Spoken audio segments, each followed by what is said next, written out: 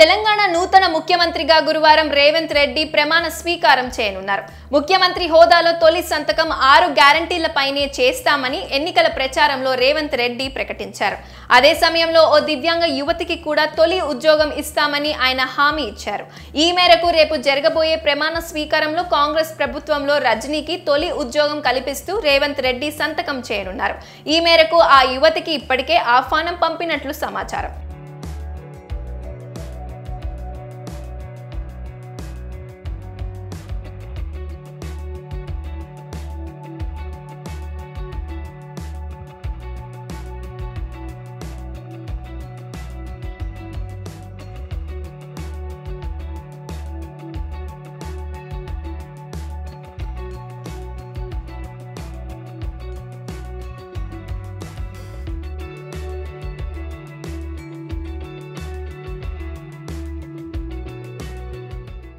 నల్గొండ జిల్లా నాంపల్లికి చెందిన రజని దివ్యాంగురాలు. పీజీ పూర్తి చేసిన ఆమె ప్రభుత్వ ఉద్యోగాల కోసం ఎంత ప్రయత్నించినా ఏ ఒక్కటి రాలేదు.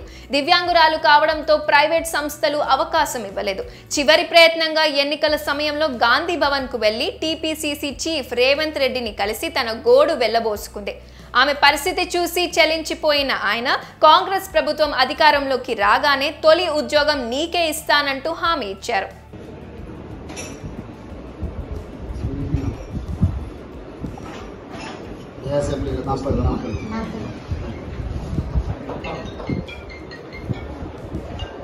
मोबाइल नंबर आता 9398902866.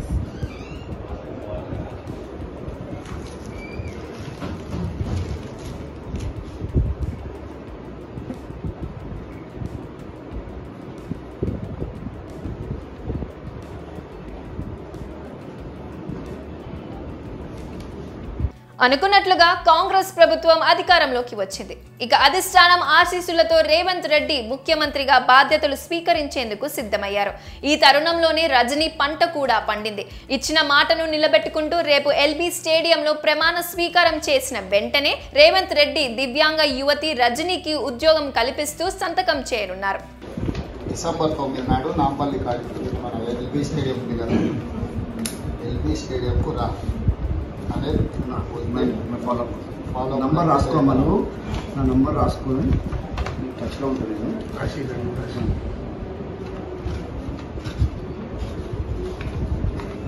ఇది నీ దగ్గర పెట్టు.